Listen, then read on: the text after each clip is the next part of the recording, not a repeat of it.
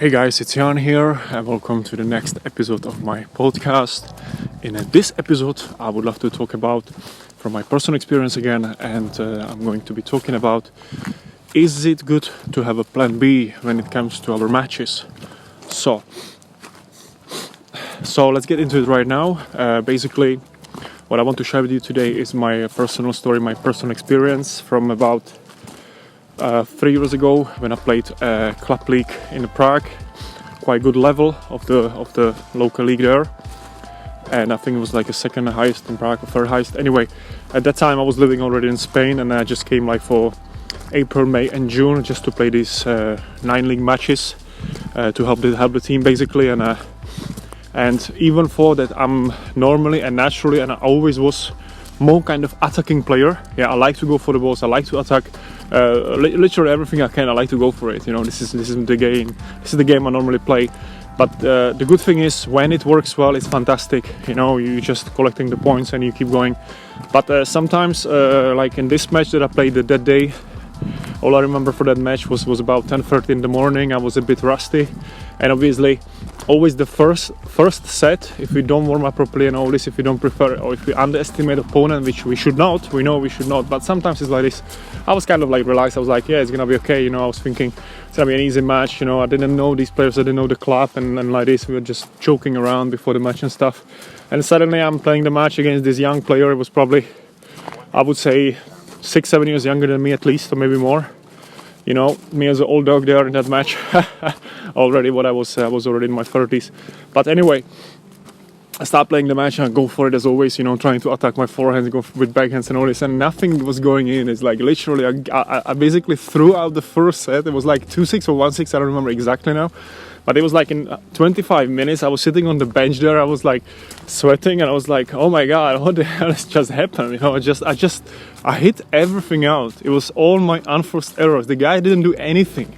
I was just trying to go for it, and I was like, okay, I'm gonna get into it, and suddenly I was sitting on the bench there, changing ends, being set down, drinking the water there, and I was like, okay, I have to change this.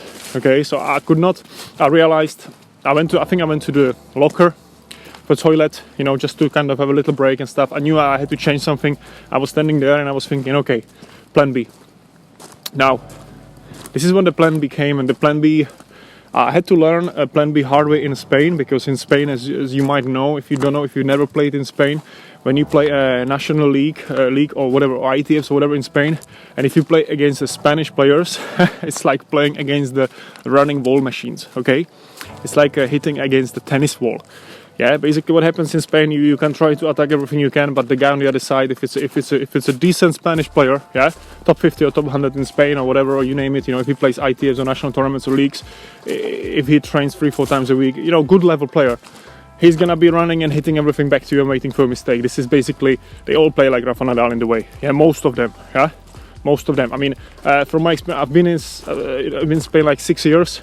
And I haven't seen so many super attacking players. There are some, but usually what you get is a lot of spin, a lot of balls back, and they're trying to make it ahead because they know they are physically at that level to be able to sustain this kind of play. Just they're running everything left, right, everything back with a huge top spin, and they're waiting for a mistake. Basically, this is the Spain. So what I had to learn in Spain was to be able to play these players, and the only way how to play these players was to kind of adapt into this way of playing. So you're hitting a huge high balls, huge top spins, you know. You have to be a little bit more patient, and basically what is it all about in Spain is that you need to be fitter than the other guy to be able to outlast him in those long rallies. Because if you're not fitter than him, it's just not gonna work. You know, it's like when the guy's playing in Roland Garros, Rafa Nadal, and they're all wondering why nobody can beat him. And the guys, you know, if you're talking about his legs and how strong he's down there in the lower part of his body, he's probably the strongest on the tour. You know, with Federer and all these guys, obviously, the fastest, strongest, plus he has a will to win. And a lot of Spanish players, they are like this also. They have this, you know, the fighting spirit. They keep going every ball, and this is great. This is why the Spanish tennis has been always on top, because they know how to play on clay. So what I've learned in Spain was this kind of way. And in this match on that Saturday morning, I decided, okay, plan B, I'm gonna start playing a Spanish tennis. So I went back on that court and I said, okay, I'm gonna hit everything back to you, mate, and I'm not gonna make mistakes. And this was, I committed myself to this, and I said, I'm gonna do whatever it takes, but I'm gonna get out of this court winning this match. Yeah, And I look at the guy, and he was okay. He looked kind of fit, and I was kind of a bit worried because I was thinking, oh my God, but maybe he's gonna be okay with this kind of game. But I started to play it, and I started to hit everything back with a big top spin, just spinning the ball up 2-3 meters above the net. Deep balls, quite aggressive balls. It's not defensive play. It's quite aggressive when you can really place it and stuff. You go left, right. But I was not attacking everything like in the first set. I was just being patient. I was just hitting balls back. Suddenly, 2-love up, 3-love up, 4-1 up, 6-1 to me, second set. Just by being patient. There were long rallies. It was tough. It was quite exhausting. You know, I was feeling like back again playing in Spain. But this guy was suddenly broken. I broke him mentally. Because he saw, oh my God, he changed everything. He's hitting everything back to me. I was hitting every ball back to him. Yeah, I was moving him around also. It was not just hitting the ball back, but I was going left, right, but with much more security.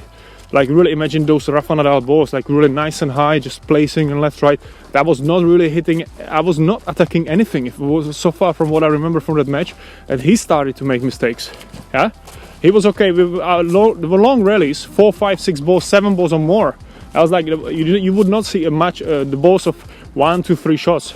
Yeah, it was much longer. It was 6-1 to me, but it was long. It was a long set. Yeah, but in the crucial moments, I always broke him.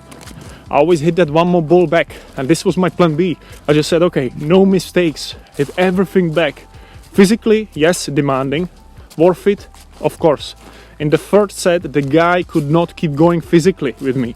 6-love. It was 1-6, 6-1, 6-love. Yeah. The first set for me was easy. I got my confidence back. During a second part of the third set, I was almost attacking again.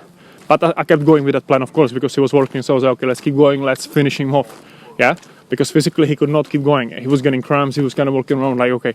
So at the end, I just kind of outplayed him physically, because when I got in that groove, I was okay, I know how to play this game. So I was okay to be there 8, 10 balls in a row, every point. You know, and just hitting nice and high balls. And it was funny because all our teammates were there laughing behind the fence, and they were just saying, look, the Spanish way of play, Spanish way of play. And that was my plan B. And I still have this plan B, and every time my plan A doesn't work, I come up with this plan B. And funnily enough is that I usually win much more matches or points when I start playing the plan B. So I'm actually considering to or usually start with the plan B, you know, and if it goes well, then I switch to plan A, which is more attacking. But you know, but sometimes we can't help it. We are naturally I'm naturally like this. I'm very emotional person. I'm quite explosive also, and I like to be explosive on the court. I like to go for it. And if it doesn't go in, I used to get very frustrated. Now, instead of getting frustrated, I switch to plan B. I just sit down and say, okay, you have nothing to lose, yeah? You're not playing for your life here, you're not playing for huge prize money, whatever, you just really want to help the team, you want to win, you know, you want to enjoy at the same time, you want to play your best tennis, and you want to see how high you can go and how well you can play. So let's change something. So sometimes we really have to sit down, and sometimes we have to get kicked in the butt, excuse my language, but sometimes we have to get, lose that first set, just to realize that we have to do some adjustment, we have to do some changes. Yeah, so it was very vital for me to actually lose that first set, because I recapped myself. I recovered. I went to the locker room, for 2 minutes break. I said, look, I need a break. So yeah, it's fine. You know, I go there and I'm like clearing my head, and I'm like, what do I have to do? I have to stop making mistakes. I mean, there's no point to keep going like this. So sometimes it's really vital, and it's kind of important, like to really lose that first set. So then we but you have to realize, like, okay, it's always important to think with a clear head. It's very difficult in the match sometimes. You know, we have, like they say, like tennis players have the red eyes. We see everything red. We are there, you know, the adrenaline is up, pressure is on. We are like, sweating out there. We are in the zone and stuff, or not in the zone or struggling. But it's important to sit down, and try to think with a clear head. And you have to always analyze that. If you lose that first set or whatever, or first 3-4 games, you have to be able to analyze and say, okay, what do I have to change? Like, what is happening here? Is it me making mistakes, or is it the guy playing too good? It's very important to realize. In that match, I realized it was not the guy playing better than me. I was just hitting everything out. First, second or third ball, I was trying to shoot, I was trying to attack. Everything was going out, a few inches or whatever, and I was just making unforced errors, unnecessary mistakes. And you can't play a match like this, So I said, okay, calm down, slow down a bit. Everything back. Physically you are okay, you can handle this, you can do the long balls, you can run left, right, the guy looked also physically okay, but in the first set I was stronger, even though I was older. But I've been training, I do a lot of fitness, maybe not the biggest build guy, but I'm okay with my legs. I can last 3 hours on the court easily. Yeah, I'm okay with my legs. I work a lot on my legs. I work a lot in my abdominals. I work a lot on my glutes, on my hamstrings. So from this point of view, I know what I can do in the match, and I know I can last long rallies, especially after playing so many years in Spain now, in a plus 40 degrees Celsius temperatures. So, you know, when I was playing back then in Prague, it was 22, it was fine. It was actually cold on the court, to be honest. So anyway, so what I want to say, it's very important to have a plan B, yeah? I'm not saying start playing your opponent's game. I would never say that. You don't play opponent's game, you always play your game. But it's good to have kind of two options. You need to, because if I didn't have the plan B, I would just lose probably 6-1, 6-2 or 6-3, and that's it. I would be trying to keep going for it, trying to hit the winners and stuff, and I would just shoot myself out of the court completely. You know, then I will be more frustrated. I'll be like, what the heck just happened today? You know, you can't play like this. You have to analyze it. You have to be smart enough to really sit down and say, okay, what do I have to change? What's happening here? Yeah, so you have to look back at the past games, past set. I'm gonna repeat myself again, but I think it's very important. And you have to really say, okay, Jan, what did you do? What happened? Why you lost that first set? What do I have to change? You know, and then hopefully you're gonna have the plan B. If you don't have a plan B, start working on it. And it's all about, when I think about it now, or recently I've been thinking about this, it's about really having the game, having a plan B, or it can become your plan A eventually, as I said before. But it's important to find that game that kind of works for you, that you know that at that level, when you're gonna play like this, it's gonna bring results, yeah? Because there's no point of being on the court and trying to hit always the winners with this when it doesn't work. When it works, fantastic, keep going, yeah? When you play somebody who cannot get a ball back, or when you hit it properly, then you keep going and you are done in 25 minutes, each set, and that's it. But when you play somebody who is a little bit more solid and he can actually hit the ball back to you, and you start making mistakes, you really have to dig down. You have to say, okay, this is not working, and you have to change. You have to find a way how to win.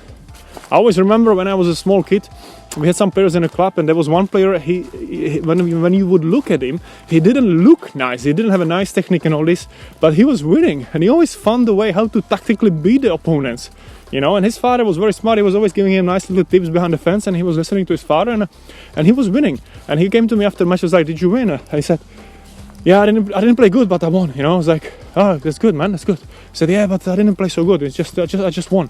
And I was like thinking how he always does it, and he always found a way how to break the opponent mentally and tactically and technically and everything, you know, at the end. And he was not making much mistakes. So at the end of the day, it's really about, you want to keep the basics going, yeah. Keep that one more ball in the play, yeah. And as long as you're gonna have always one more ball than your opponent, you're gonna be winning, yeah. So it's very important. Don't beat yourself. If you are attacking player just like me, you have to try to look for the balance. This is what has been my biggest challenge in the past years. And now I think last 2-3 years, I kind of find that balance where I'm still going for it, but with not so much aggression, with not so much hot head. Yeah. So you have to be really you have to find the balance, exactly. Find the middle way, and you can still go for it, but you have to keep the balls in. With loads of a little bit more spin, a little bit more pace, yeah. Give chance to your opponent to make mistakes and all this. And if you are like me, I always say I have a plan A and plan B. Now I'm more or less starting the matches with a plan B. When it goes well, then I go to the plan A, which is basically from the first gear I'm going to the second gear, because I found it much better than starting off the games firing from all sides, you know, every single shot, trying to go for it and just make mistakes. There's no point. So what you want to do when you start match, you start keeping the ball in. I'm not saying go slow, you're still going for it, but with a little bit less power, a little bit more spin, a little bit more control, yeah. Try to move your opponent left, right, see if it works also against your opponent, yeah. Because with some players it's just enough just to keep the ball in. With some players you have to be a little bit more aggressive. Obviously you have to move them around, or bring him up to the net, or, you know, move him up and down, or break their rhythm and things like this. There's a lot of tactics. We can also discuss this in next episodes and stuff. But what I want to say, it's very vital, it's very important to have the plan B. And the most important is when you are in that match, you have to really be able to analyze it. Or if you lose the match, yeah, if you lost the match this week or whatever in past weeks, try to analyze these matches, why you lost that match, why you're not winning, why you're not beating the players that you would like to beat. You have to find that why, and then work towards that why, and find a way how to beat them, or how to be able to compete against them at least. Yeah, because if you're gonna keep losing against these players, they're not gonna want to play with you again. You know, if you're playing at a club league or whatever, you know, You know how it is. You lose the match, and then next time you come, hey Mike, would you like to play? Oh, no, sorry, I'm too busy. You know, they're not gonna want to play with you. So you have to find a way how to at least give them a good match or how to beat them. So then you will challenge them, and they will want to play with you more and more. This is the only way. Yeah.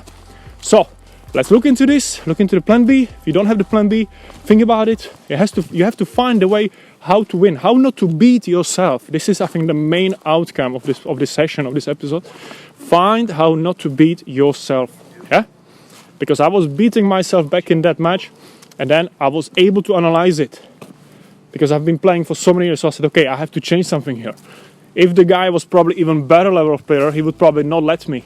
But he was not okay with that game, so I was just hitting everything back, high balls, huge top-spin balls, really high. I think that match I was hitting probably even more than Rafa Nadal. Maybe I was hitting 3-4 balls above the net. It was ridiculous what I was doing there. But he didn't like it. He didn't like these high deep balls. He was struggling with it. He lost his confidence, and I won that match. And I helped the team to win. And at the end of the league, we finished. We stayed in the league, which was fantastic because that year we didn't have a strong team, but at the end we managed to stay in the league, and it was just a great feeling to help the team, you know. So if you can always, with your performance, if you can help the team, I love to play for the team because it's just a great atmosphere, and we were celebrating at the end, so it was fantastic. It was a great day. And then in the doubles, I was so confident that we won the doubles also, so you know, it was just fantastic. But I wanted to share with you this story because I think it's quite important, and it was I found it, for me, even for myself, very inspirational, because I used to be the player, as I told you before, back then when I was younger. I used to be a player where I had such a hot head. I would be just keep going, trying to attack everything, and if it worked that day, I would be winning, beating everybody, and if it didn't work that day, I would be losing against players that I could virtually beat. Sometimes I was losing to players where I was technically much better, or physically, on everything, but I was just like going like crazy, you know, trying to attack every ball. No, you have to slow down, man, sometimes, you know, slow down. And you see this at the pros level. The pros are perfect at this.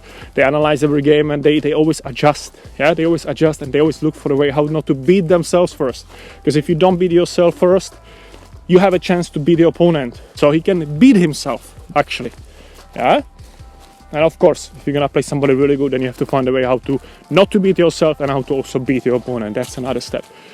But that's for the next episode of this podcast. Okay, guys, I hope you find this a little bit inspirational. If you did so, please share with your friends, with your tennis friends, and of course, I'm gonna look forward to see you in the next episode for more. And feel free to comment below what other episodes you would like me to do, on what other subject you would like me to talk about, or which other tennis training sessions you would like me to do. As you know, I'm doing a lot of tennis training sessions and a lot of podcasts recently also to share everything that I've experienced and learned over the years on the court, both as a coach and a player myself. And I hope everything that I'm sharing with you is going to help you. That's my only goal here, to help you to unlock your full tennis potential. So have a great day, and thank you for listening.